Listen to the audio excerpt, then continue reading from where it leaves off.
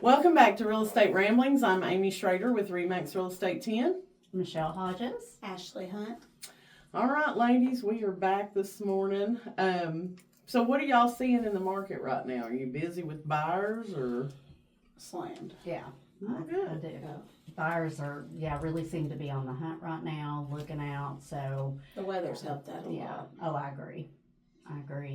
Are you seeing more people looking like local for here in Hamlin County, or are they looking out in the surrounding counties? What are you seeing?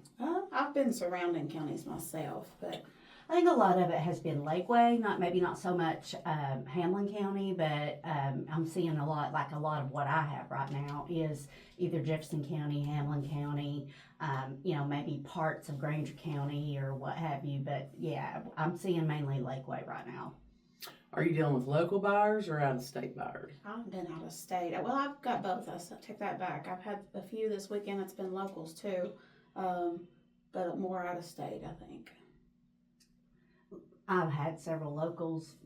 As of recently, I do have a couple. Like I met a out-of-state couple on Saturday to show some lots, but most of what I'm having right now is local. Well, that's good. I know you like working with the locals. I do. So, when it comes to what your buyers are expecting when they come into a house, what are the things that they really want, and what are the things that if they see, they're like, yeah, no, this is not it? I think I'm seeing more buyers that want it to be more move-in ready. I'm not seeing a lot of people wanting to go in and put a lot of work in houses right now, or, especially at the price points that they're buying at where the market has pushed everything to. So I think buyers are getting a whole lot more picky as far as not having to go in and on top of what they're spending on the house, having to put more money into the house. I see them being pretty leery about that. And that's, and the unfortunate part about that is the market's full of, fixer-uppers right now. So, but I see them being a lot more picky at this point.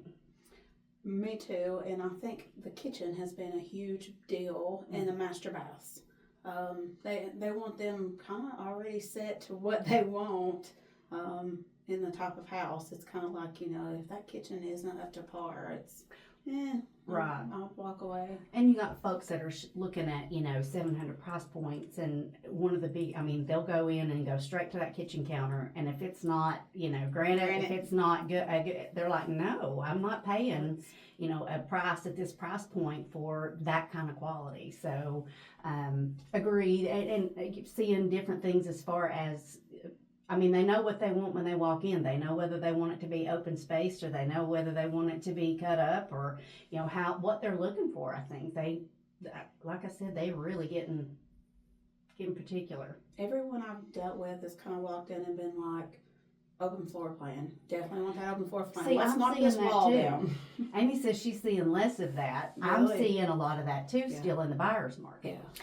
Well, and you have to realize that Tennessee is always behind Yeah. in the styles and the That's trends true. and all that kind of stuff. But nationwide, people are wanting to go back kind of to the closed off rooms. Maybe not completely, Right.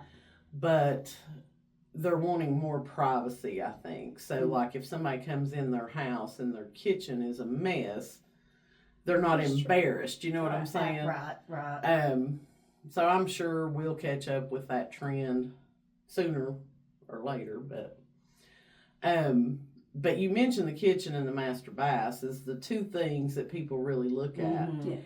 And I know from the listing standpoint, those are the two things that I tell people, like, though, if you're not going to do anything else to your house, like, we need to look at these two things and see where we're at on it. And I think the problem is we have fixer-upper houses priced too high. I agree. Mhm. Per square foot especially. And if we look at our MLS and we look at how many new listings come on, how many go under contract, how many close, and then we look at price changes, the price changes just, that number keeps growing. Mhm. I agree. And I'm not sure if it doesn't come from the fact that we had so many agents that got in it, and nothing to you all, because I know y'all kind of started in that time frame, but so many agents started during the heydays the 2020, 2021, first part of 2022, and you didn't have to worry about how to price a house. Right. You know, you walked in, you said, what do you want for it? And we put that on the MLS, and you know what? It sold. Right. Because there was nothing out there, and everybody was in this buying frenzy for whatever reason. But I think it was a huge disservice to a lot of those agents who got into it then, because they don't know how to comp a house. I agree. They don't know how to do a CMA. And I don't think they have the confidence to walk into a listing appointment and say, yeah, that's not where we need to be right now. You and I just had this conversation just a little bit ago, because I have dealing with somebody that's had theirs on the market for a while, and I'm kind of like, well, pictures is a big deal. Somebody's come in and took your stuff with cell phone pictures. You've got some clutter in the cell phone pictures, which is, makes it hard, but they're priced way, maybe not way above, but, especially what it's showing on the market. It shows better in person than it does online. So, and that does make a huge difference. So, people need to look and research who they list with, because the pictures of somebody's listings will tell the story. You know what I'm saying? Like, you can't, in 2025, use cell phone photos and think you're going to get a quick sale. Right. Because they're just not going to show good. that's true. And if you get that listing, I would strongly suggest that you use that in future marketing Yes. to show the difference between cell phone photo, professional. Because I've done that for years. And when I first started using a professional, there wasn't very many people in Morristown hiring a professional photographer. And so, I had 2 or 3 different houses for examples and would say, this was the Right. cell phone, this is the professional. And people would be like, wow, that don't even look like the same house. And I'm Well, like, exactly. Even my sellers, before I ever looked at the property, I've actually started showing them properties to buy before going to their listing, is how it ended up, because they're still wanting to buy prior to selling. And they were like, I think our photos is a lot of the issue. And I looked and I'm like, yeah, You're right. you're right. It's bad. But at the same time, why have they not addressed that with their agent? Why have they not said, look, if we're going to pay you X, I expect. Well, I think there's a little bit of mercy because they found out the agent is pretty sick, deathly sick. So I think they're just kind of like, let's just get us a new agent. So I think that they've just kind of decided to be nice because it's an older couple and they can relate because they just lost a loved one to cancer, and this agent has cancer. So I think that's a lot of it. That is an extenuating circumstance. Yeah. But in normal circumstances, I think you're right, Amy. I think you gotta, as a client of these agents, I think they're making plenty of money. They need to look around and make sure that you need to make sure that you're getting the service that you're paying for. You need to be using some of the money that you're making to help sell that home. I mean, Right, and I know a lot of agents look at it, well, I don't make any money until it sells, but you've made money. Right. You have to invest in your business. Absolutely right. you're self-employed. Remax does not pay for our marketing like people Right. think. But it is And an honestly, $200 for professional photos Right. is not, a huge expense in my opinion. No. right. I think the biggest thing this one needed was drone photos. I mean, it's beautiful land, and you can't see it from standing at the road just snapping with a cell phone. Right. I think that was the biggest thing. So, we do have homes that still sell quickly. Correct. We put them on the market, and within a week's time, they're under contract. But we also see more and more homes sitting on the market. We're seeing that the average days on market, even median days on market, is starting to get up there. Mm-hmm. Do you think it's because of the condition of the house? Do you think it's because we don't have enough buyers? Do you think it's because of overpricing? I think location and overpricing, a lot of it. Square footage is a big thing. People are looking at that now because they're like, dang, could I buy a lot and build that house for the same price? And sometimes people are pricing to what they could almost build for. I was looking last night, and it was just an average $300,000 house, but it was priced at like over $220 a square foot. And I was like, this was not a new build. This was an 80s model house. If you can build a house for $220 a square foot, Yeah. right now, you're doing But good. when you're Right. looking at a house that's needing completely fully updated, Right. you're like, well, I'm going to be in over 300 a square foot, you know, Right. well over 300. I might as well, Well, just and new I do build. think that's probably the biggest issue right now because exactly what you said when we first started.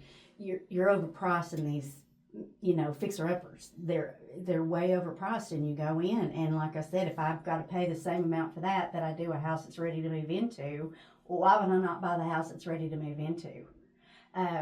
So I think that's just where a lot of folks are right now. I think that they're like, I don't have to necessarily buy that. That's going to be more work than I can take on, and they got to think about those things. And it doesn't make sense for a buyer, and this is how the buyers and I look at it when we walk through. I'm looking at the value. Okay, where are we at? What are you going to have to put in it? And if I have to sell it in a year, how much can I sell it for? Are we even going to be able to make your money back out of it? So I think more folks are looking at it that way, so they know that they're not coming in and being completely upside down right away. I mean, it's Right. and unfortunately, especially a lot of those fixer-upper situations, they are. I know my mom was telling me yesterday about a young lady at her church that they were having a wedding shower for. And Mom just thought it was funny that they registered on Amazon. Like they didn't have a physical store that they had registered. And I was like, yeah, Mom, I think that's kind of how everybody does it now. You know what I'm saying? Yeah. I said, these young women probably have no idea that you used to actually go to a store and physically register for gifts to Right. get. But she was saying that they had bought a house, and this young lady's dad has a career in, painting, remodeling, working on houses. And so they bought a fixer-upper, and her dad and her future husband and somebody else has been helping them get it ready. And I was like, that's actually the smartest thing that a young couple could do is to find a fixer-upper that's not totally overpriced, you know what I'm saying? Right. But if you have somebody in your family Absolutely. who's handy, you're getting built-in equity when you buy that house. Right. Because you're the one putting that sweat in. And so, we see flips selling for ungodly amounts of money right now. And it's because they're the ones putting that work in and they Right. get that reward. And if somebody would just take, a dream for a house, they could really put themselves in a good Right. position to have good equity, if they have the Down the road, capability right. to do that. If Right. you're having to hire people to come in and do all that work, then no, you're probably not going to benefit, from the fixer-upper. That's my 2 cents on it. But like you said, it's about going in and finding that deal on that home.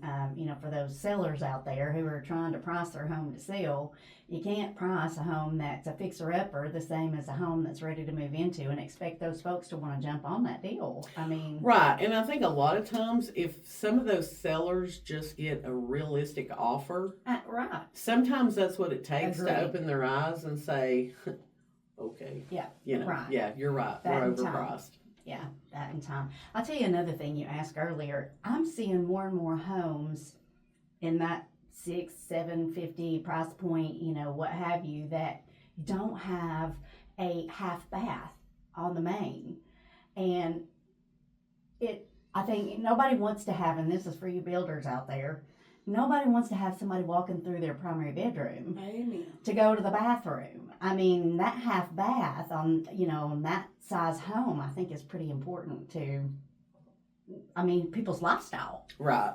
I even think a full bath is, because if somebody stays at your house, Sure. you want them to take a shower in a separate I bathroom than what you Well, use. yeah, but what she's saying is if the bedrooms are upstairs, the extra bedrooms, Oh, but the okay. primary's on the main, you need a half bath on the main so that guests are not Going through the trotting through Yeah. to get to the bathroom. I think for most people, your bedroom is Your the sanctuary. most private place on earth that you have, even more so than the rest of your house. Right. That is your bedroom. And to me, like, nobody comes into my bedroom uninvited. And so, Okay. anyway, you know what I mean. Anyway, it's just, that is my private zone. Whatever, the rest of the house looks like, whatever, that's my room. And nobody wants somebody to have to come through their master to be able to go to the bathroom if they're just visiting. That's a big deal. But we really don't have as many visitors as we'd like to think. I know, but still, You know what it's I'm the whole saying? Maybe because point. we're three not people. Yeah. We deal with people so much in our work life. But When we don't go social home, a it's lot, like, yeah. Don't socialize a whole lot, but it's just the whole point of it. Oh, I It's get just- it. Yeah, I agree with that stance. I actually went and looked at a house this weekend, and it was probably built in the early '80s or something. But it had a half bath on the main, and all the bedrooms and stuff were upstairs. And the guy was like, "Yeah, it's not an old people house for sure, Right. because you're constantly having to climb all those stairs and stuff." So, I think people are more cognizant of that kind of stuff now than they used to be. Like, Agreed. you know, your big family home with all the bedrooms upstairs. That's great if you're in your 30s. Right, absolutely. When you're first raising your family, yeah. Right. But once you start getting into your 40s and even 50s, I think more and more people are like, okay, am I going to be able to age in this house? Because I think a lot of people now are looking at homes that when I buy this, I'm done. Right. I don't want to have to do this Right. again, you know? So, are y'all having a lot of land buyers right now? Me, not so much. Me, I've had a few, but not a lot. I mean, right now, I think mostly right now, I'm running homes. Okay. Yeah, I did the other day. I took some folks out and showed them, like I said, some lots over in Cherokee, but I haven't had a whole lot of land.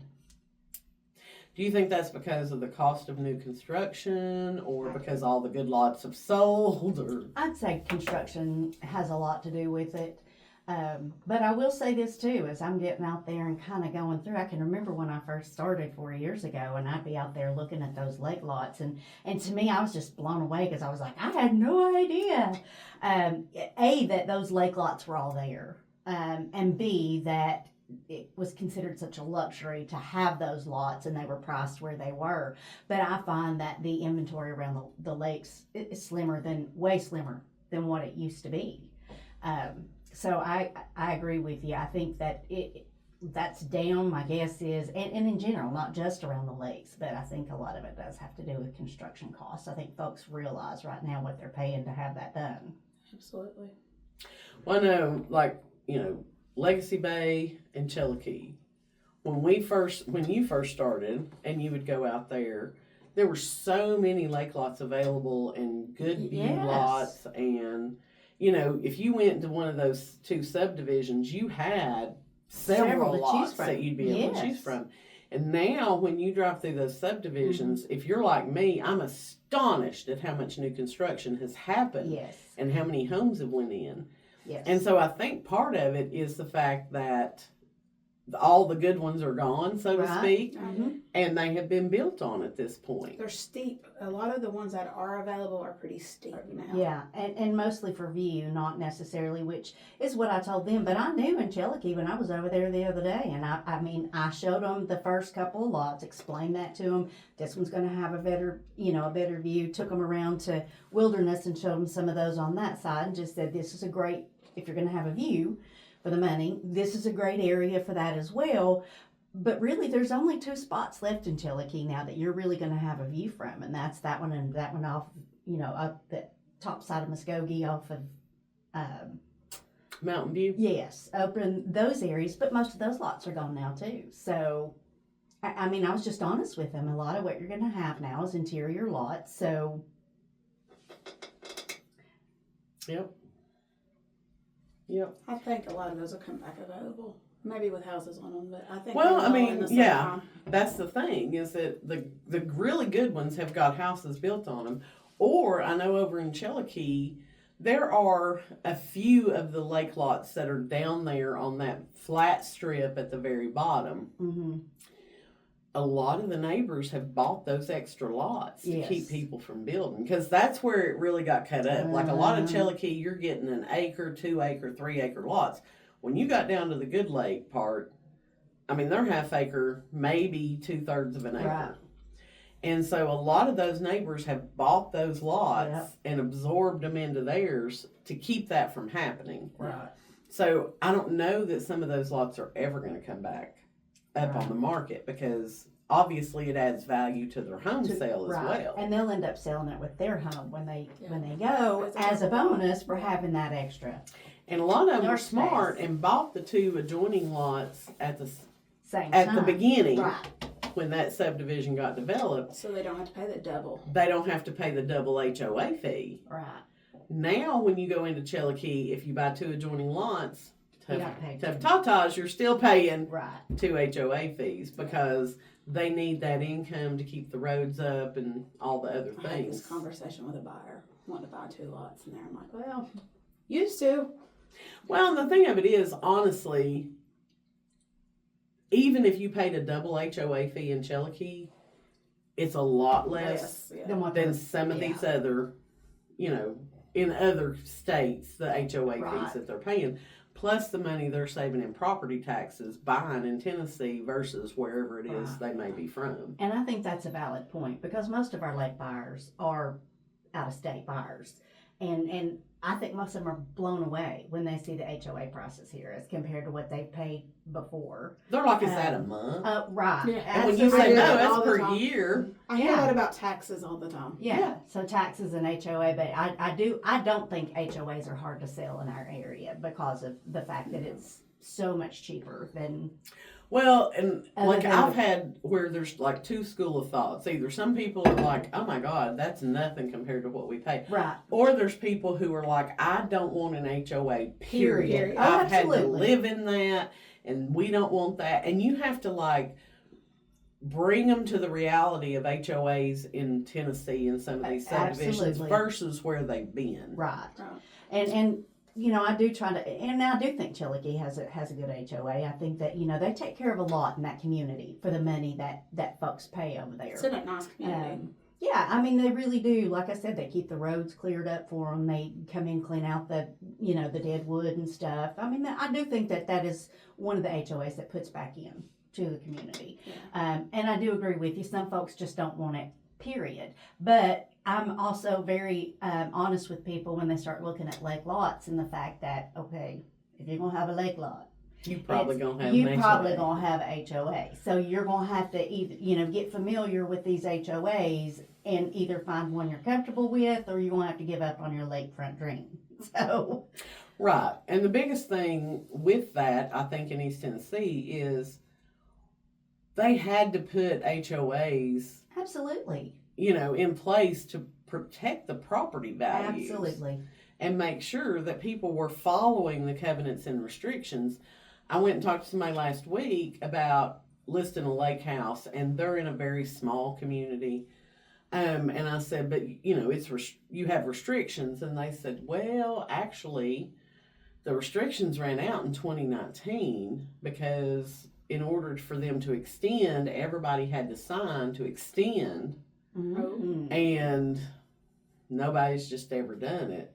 And I was like, yeah, if I were you all, I would be the one leading that because otherwise, an empty lot in that subdivision Right. gets sold, means and anything. they could bring in a single wide, Mhm. and Yep. you're going to have to take them to court, otherwise. So there's something to be said for I restrictions don't when it comes disagree. to protecting your values. And without an HOA, there's no way for homeowners in the subdivision to protect their value without taking them to court. Right.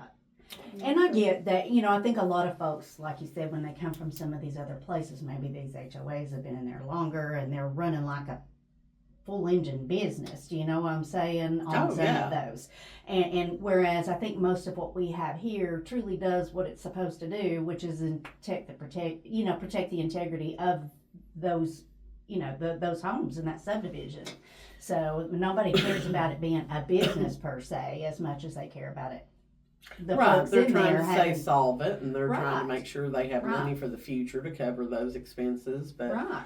I see these little reels on Instagram of people making fun of the Karens of the HOA, you know, and they come around and they're like, the mailbox is not allowed to be that color. Speaking of HOA and Karen's, I showed a huge, when I say huge, a $2 million like property, and you had a sign that was 6 foot wide, 4 foot tall probably, that said, "My neighbor is a Karen," with an arrow pointing over.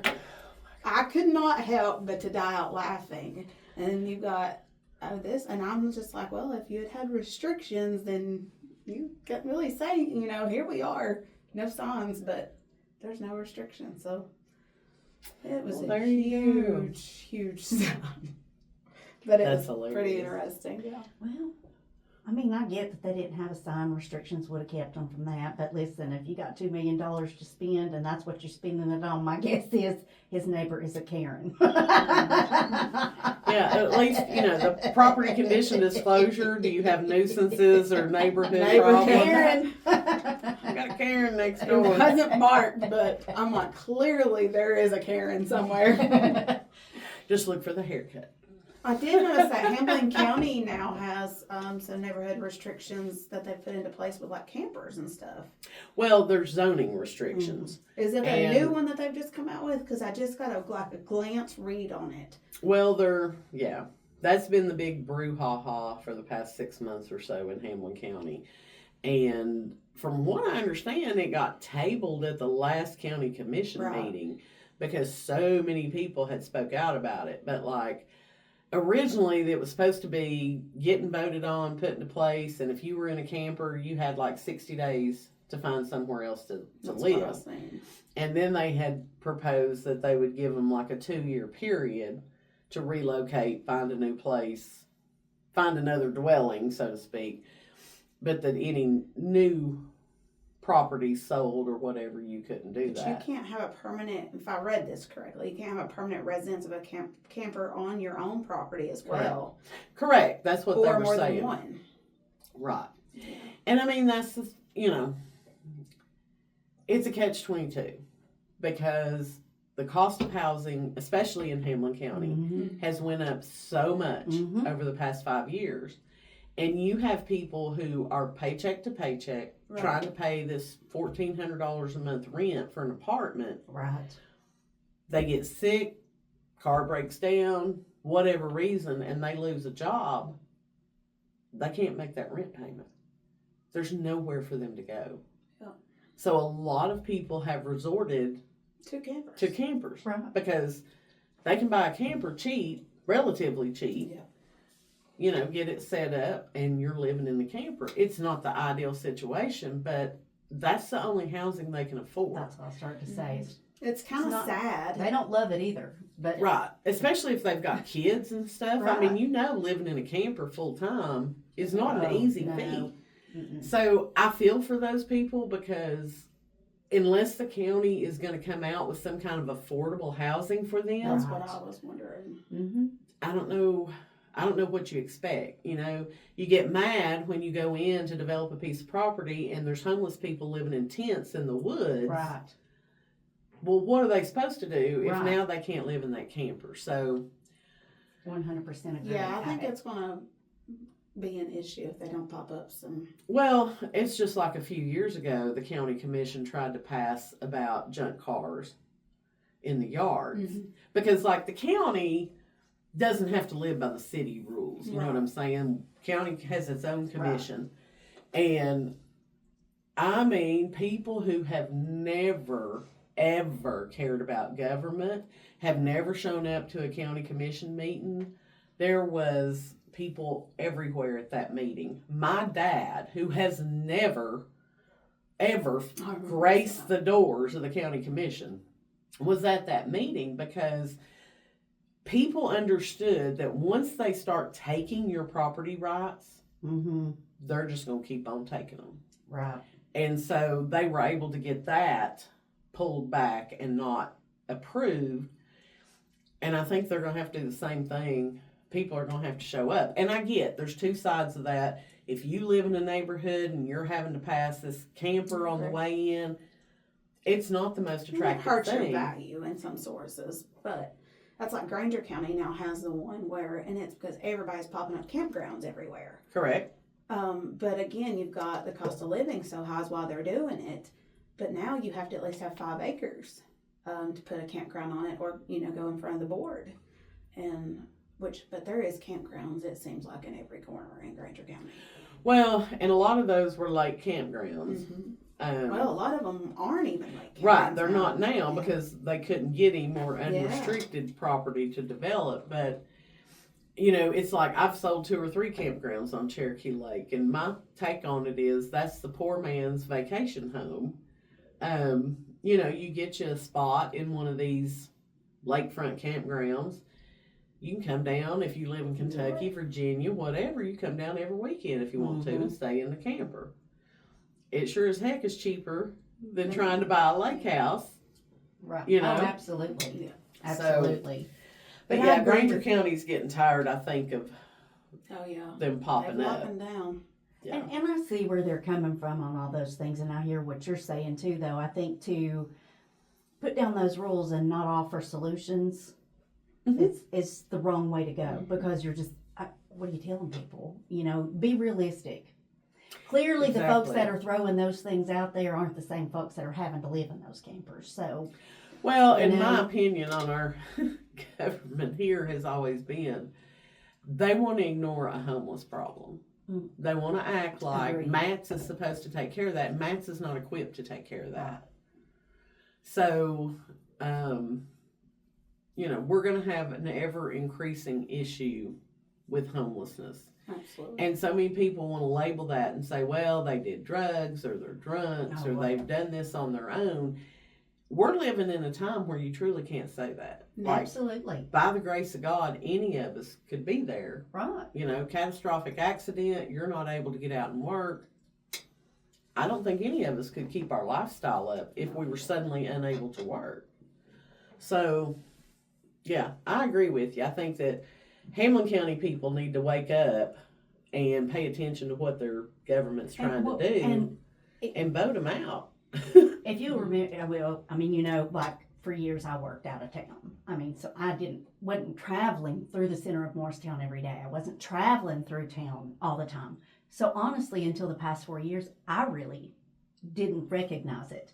But I'm telling you, as somebody now who has spent the past 4 years driving through town, it's a wake-up call. It's a wake-up call.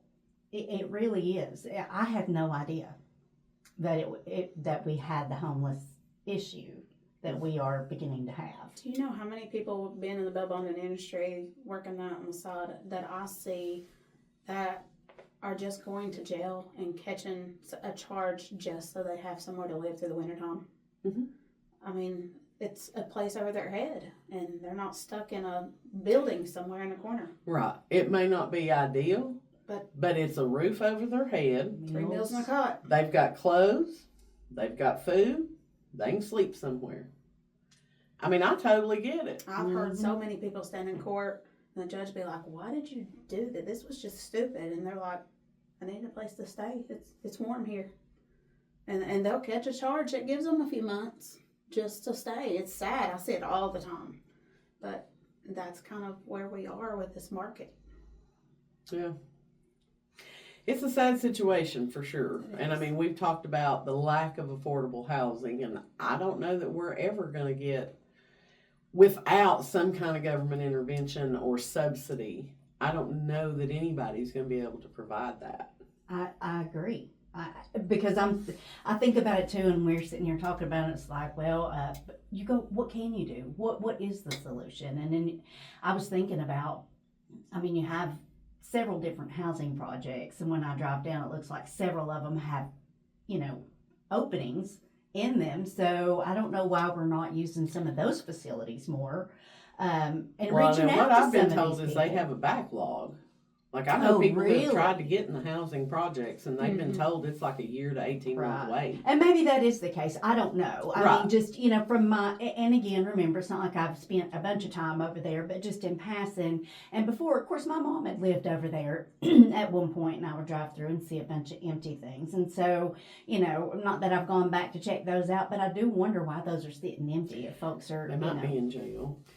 I know, but I do think that they have rules about things like that as far as have been in jail or had any Well, I kind of. agree. They always have rules, but But don't mean it's right, in if their you've name. got those empty spaces, I just. But if you don't, you don't. and they may be Just a thought. rehabbing. You know what I'm saying? Oh, I Because get those it. projects were there when I was in high school. All right, I know.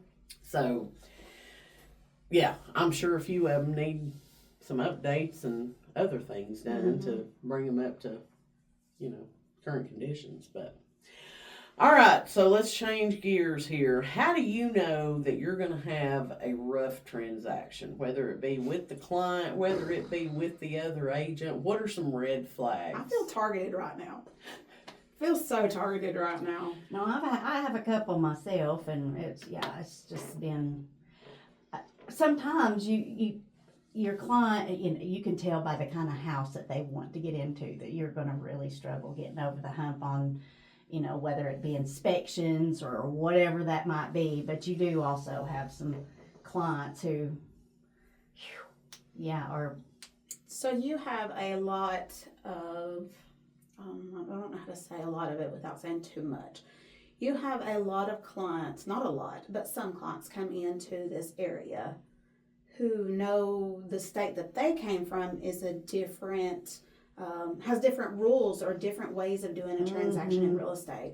For instance, Amy, I did a transaction with you this past weekend, and I had a buyer who was really set on the seller pays the buyer's insurance. Title insurance. Title insurance. And I was like, that's not how it's, done here. But from where they're from, that's how it's done. And they were really set in their ways and this is how it has to be. And they can't see any other way. So a lot of times I think we run into people set in their ways that just do not like change. So I think that's what I noticed is different. That's kind of like people coming from North Carolina and they get a home inspection from here. And it's like, wait, what? It's a visual inspection. Our home inspections are completely different than North Carolina's inspections. Casey being a home inspector, and I'm married to him, and I noticed that he was trained by somebody from North Carolina. But their home inspections, it's nothing for them to get 70 pages back. And very, very different because they dig in a lot deeper, like into the electrical issues or whatever. It's not more visual as it is here. So a lot of people are kind of like, is the rules the exact same once they come into Tennessee? And it's not. If you're coming into Tennessee, Right. We have our own rules. And one of the things, you were talking about North Carolina, one of the things that I have noticed from people over the years, North Carolina has due diligence money. We have earnest money. And in North Carolina, due diligence money is non-refundable. You pay that up front before you do your inspections, and if you walk from inspections, guess what? You lose it. You don't get that due diligence money So back. you probably see that a lot on sellers out of that state, probably. So yes, you'll have people that are selling their home, and you start talking earnest money, and then, the buyer backs out because of the home inspection, and they're like, well, we want that earnest money. And I'm like, you don't get the earnest money. Like, they put it down. Right. It was contingent on home. You have to explain to people, and you need to know kind of where they came from, what they're used to, so that you make sure there's no hiccups, hard feelings, you leave a bad taste in somebody's mouth. It only took a time or two, of dealing with people like that you start questioning once you get an offer. Okay, now, did you sell a house? Where are you from originally? What was that process like? Because you want to make sure they understand how we work here. Mm-hmm. And I typically tell them, we'll get an offer on a $500,000 house. It'll be like $500 in earnest money. I agree, it's not a lot of money for a $500,000 house. Common. But it's like I tell my sellers, unless that buyer just walks away from the transaction, they're going to get their earnest money back. Right. I had If this it- conversation. Yeah, if it does, if the home inspection's bad and they walk, they're going to get it back. If it doesn't appraise, they're going to get it back. If they can't get financing, they're going to get it back. So, Right. I put an offer in on a $300,000 house the other day, and it was $1,000 earnest money, and she was like, "That's kind of low," and I'm like, actually, it's pretty good. they have every contingency that can be listed. I mean, it's pretty cut and dry. Unless your agent isn't doing their job and loses it for you, you're pretty much going to get it back anyway. So what's the point? Talking about rough transactions, some of the hardest clients I think that we deal with are realtors from other states. Yeah. Oh, yeah. Actual Oh, yeah. realtors. Yeah. That's what I deal Because with this weekend. they want to drive. They want to drive, and again, they know the rules over here, and they're absolutely right about your rules in your state. But we know the rules in this state, and it gets really tough because there does become this huge pool. I mean, not necessarily a huge pool, but if they don't let you drive it, that becomes a really tough. I think it helps Transaction. a lot Period. too, being a real estate agent and being able to be like honest with the person the agent that you're dealing with in the transaction, and being like, "Listen, I'm just going to be honest with you up front. I have a difficult buyer, and they're set Oh, in I've these done that ways." too, yeah. And there was some things that I was able to push and bend, but just not all of them. So Right. it's just part of it. But yeah, I think just being honest, because a lot of times the agent will get frustrated with you as an agent and be like, "I can't believe that they sent this offer like this, or or wrote it up like this." And Well, and I think part of that goes back to us as agents knowing the people that we work with. You know what I'm saying? Like, if you all send me an offer with crazy Craziness. stuff on it, you know what I'm saying? You know immediately. I know that that's something that your buyer pushed for, and I know that you work for the buyer, and you're doing what your buyer told you to do. Mm-hmm. So, if I get it from some person out of the Tri-Cities that I've never done a deal with and I don't know, then yeah, I'm going to pick up the phone and I'm going to have a conversation and be like, what are we doing? Right. Where did this come from? So, I usually again, try it to let depends them on know. your reputation. So if people know you're a straight shooter, Yeah. da-da-da-da-da, I don't think you have to worry about I think it. you as kind much. of figured that. I knew the other day when there was an offer that I'd sent to you on something somebody liked, and I figured you probably read that immediately and knew that that's what I was told to do. Yeah. And I mean, I get it. Yeah. You're just as much an advocate for that buyer as I am an Mhm. advocate to the seller. And we just have to remember that it's not personal between us. No. You know what I'm saying? That it's just you work for the Business. buyer, I'm working for the seller, and Right. hopefully we can come together. But if we don't, at the Then we end of the don't. day, we'll still go eat lunch. Absolutely. I You mean, know? right. It's just We had business. you and I had one deal that we was working together, and I had an out-of-state buyer, and they were set on the septic deal, and I was like, you know what, I will verbally ask, but I'm going to tell you up front what it's going to be. But I'm going to do my diligence and ask for you, but this is what it is. So I knew ahead of time what it was going to be before Amy even responded to it, but I had to do it. So Yeah. sometimes we got to. And I mean, the thing of it is, a buyer can't wait Yeah. till after we've come under contract to That's say, yeah. oh, by the way, we want to do a septic inspection. You didn't write it in the contract, Yeah, buddy. Right. The funny thing is you can ask them ahead of time, and they're like, oh, no, I don't think I need to do that. But then they've thought on it a couple days or slept on it overnight. Well, I think we should do that. Well, I asked you about doing that inspection prior to writing the offer, or I asked you about doing that appraisal before we did, a cash offer. So And the thing of it is, why would any seller agree after they've already come to terms with the buyer? absolutely. Why would anybody agree later? Oh yeah, let's do another That's inspection. cutting your own throat. Yeah. Cutting your own throat. I mean, whether there's any issues or not, why would anybody agree to continued inspections? Absolutely. We're not going to do it. No. So, especially when somebody wants to be invasive. Oh, Like you said, Absolutely. it's a visual inspection. So, yeah. we're not They digging struggle stuff with up. that. They really struggle with that whole visual thing. Yeah. That they wonder why. Well, you know what I've done? I'll just print out directly from the tn.gov website what the definition of a home inspection is, Uh-huh. and what they can and what they can't do. Here you go. This is Mine straight from seems the to state. always be the Right. septic that I run into, but apparently other states. Other states require septic inspections and before you can transfer That's what property. I've always. I'm Mhm. like, you can't dig up that person's yard because you may run over their field lines at this point. I mean, it's super easy to do. Our field lines aren't that deep, And what I tell them is, if you're that stuck on a septic, just ask the seller to clean it out a week before close. Right. Let the seller pay $300, $400 to get that septic tank pumped. If there's a problem, they're going to know it at that point, Right. and it'll have to be addressed. So, but I don't know. People are just crazy sometimes. we see that often. It's funny. Yeah.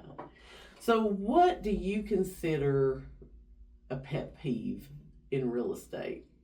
Like, what are things, whether it be like you're looking through a house and you see, popcorn ceilings or dirty dishes in the sink? Or, Dirty dishes. I just told you this one earlier.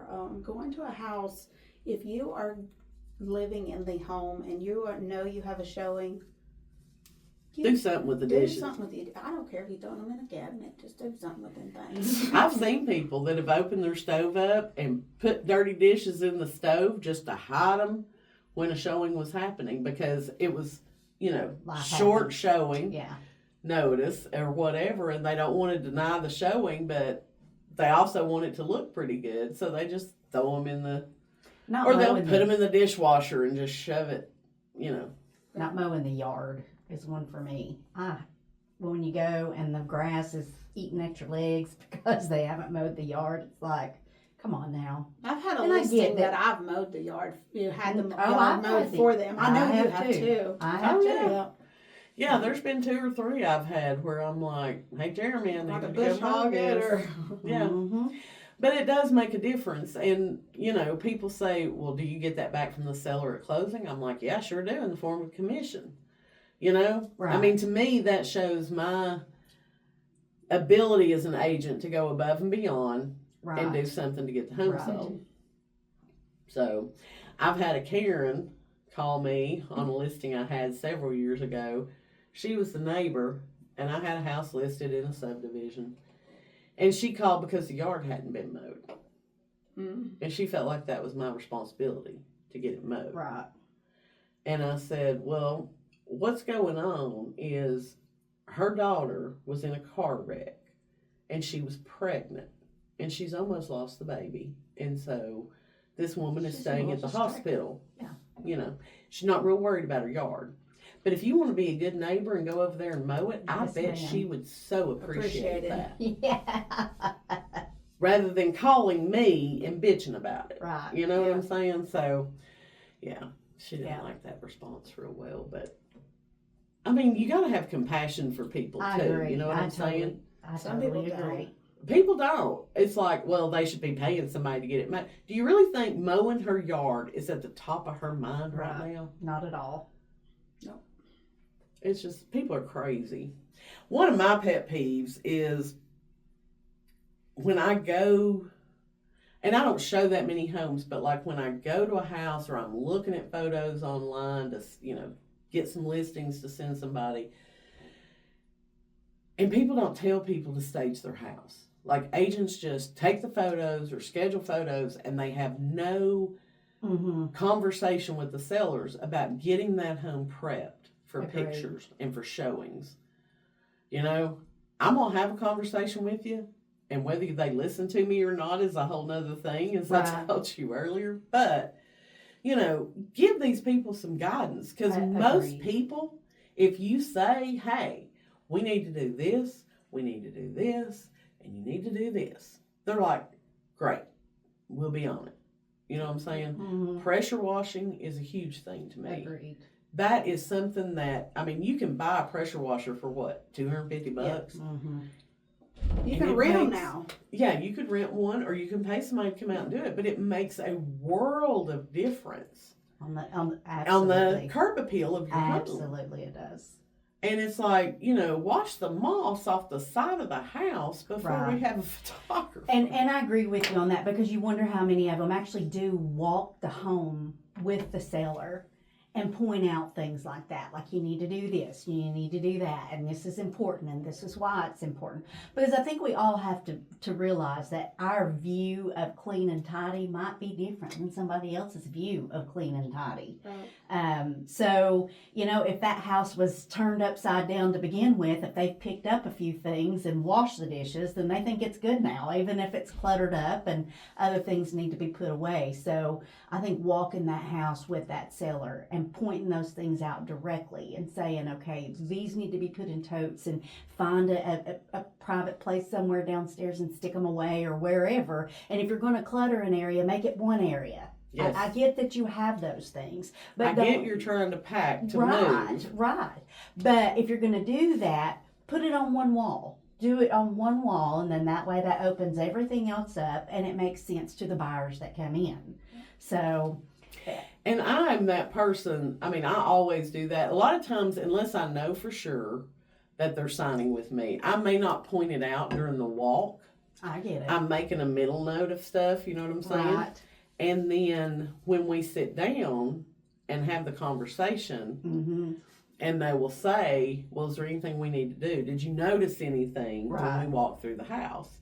And that's when I'm pulling it back up Right. from memory, and I'm going, well, this is what I would suggest you do.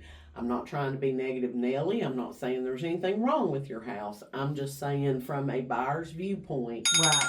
This might be a good thing to do. My Michelle didn't apologies. turn her ringer off today. My apologies. It's all right. It's probably that $1 million client calling you back. No, I can assure you it's not. But, and I've had, sellers that have interviewed other agents, and when I start saying, this is what I would do this. They're like, those other agents never said anything. They were just like, oh no, your home's good to go. And I said, well, again, I'm not trying to be negative Nelly, but I've got a little bit of experience doing this. So most sellers are very appreciative of any kind of feedback you can Agreed. give them that's going to help them get their home sold faster and for more money.